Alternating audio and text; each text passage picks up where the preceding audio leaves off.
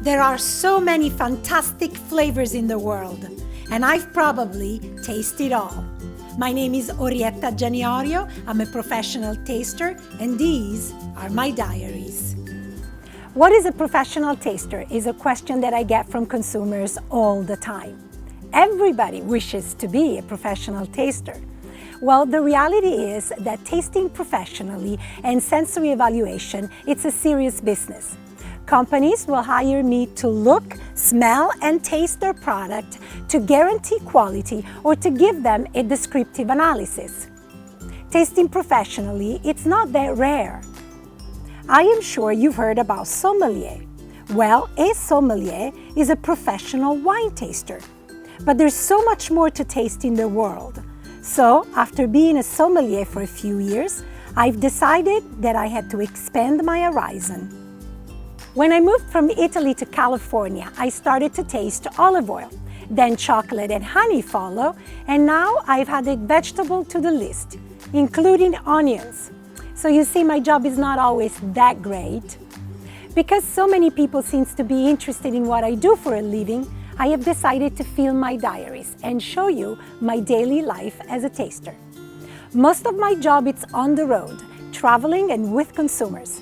So before I take you on a journey with me, I want to give you a general idea of what it means to taste professionally.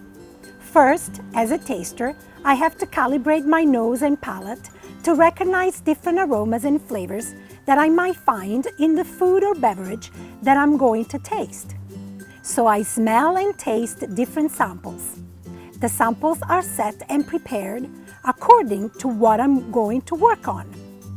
Then I step into a quiet and temperature control room and I sit in my little booth with a divider for privacy.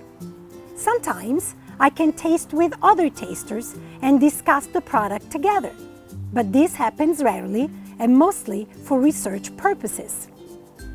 According to what I have to taste that day and the company I'm consulting for, in my booth I find the different samples, always coded, something to cleanse my palate, a computer to input my data, and of course, a spitting cup.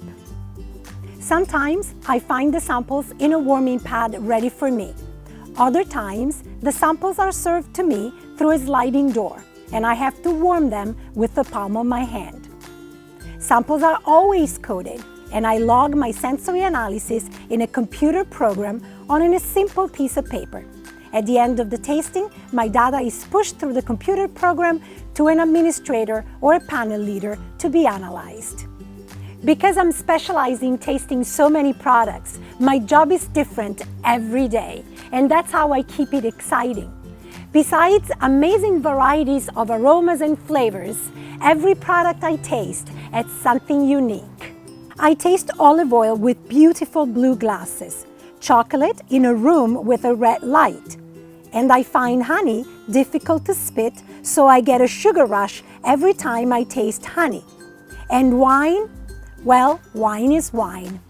Everything has a unique ritual and a distinctive aspect, and that is the reason why I have decided to expand my expertise from wine to olive oil, chocolate, honey, and vegetables, rather than specialize only in one product. Well, this was a general idea on how a normal day goes for me. In the next couple of episodes, I want to show you other products that I taste so that we will be on the same page and you can start following me and tasting life together.